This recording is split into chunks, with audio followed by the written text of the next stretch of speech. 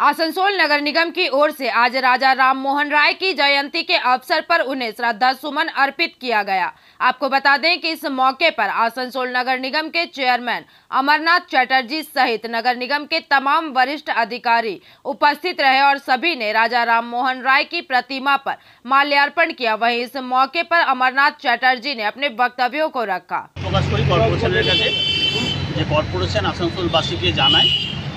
যে এই সমস্ত মনীষীদের জন্মদিন, মৃত্যুদিন এবং তাদের বরণীয় কাজ সেগুলো স্মরণ করিয়ে দেয়।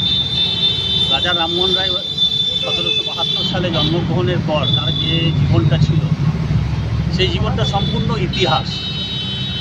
খুব অল্প বয়সে তিনি বাড়ি থেকে চলে যান পড়াশোনা করতে। প্রথমে পাটনায় যায়, তারপর বেনারস যায়, তারপর তিব্বতে যায়, বুদ্ধের ওখানে শিক্ষা গ্রহণ করে। আরবি ভাষা, ফার্সি ভাষা, সংস্কৃত ভাষা এই সমস্ত ব্যাপারে পাণ্ডিত্য অর্জন করেন। পরবর্তীকালে আমরা দেখেছি তা ওনার জীবনীটা মানব কল্যাণের জন্য তিনি নিয়োজিত করেছিলেন। ওনার বৌদি যখন ওনার দাদা যখন মারা যায় এবং বৌদির দেহ যখন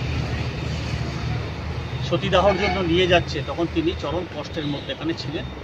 তিনি আটকাবার চেষ্টা করেছিলেন, কিন্তু তৎকালীন সমাজ ব্যবস্থার মধ্যে তিনি আটকাতে পারেননি। পরবর্তীকালে তিনি সতীদাহ প্রথা বন্ধন করেছিলেন।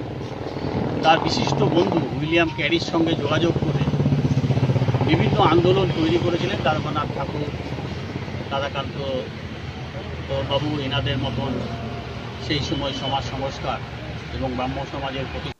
आसनसोल से बिजू मंडल की रिपोर्ट, पीवीटीवी न्यूज।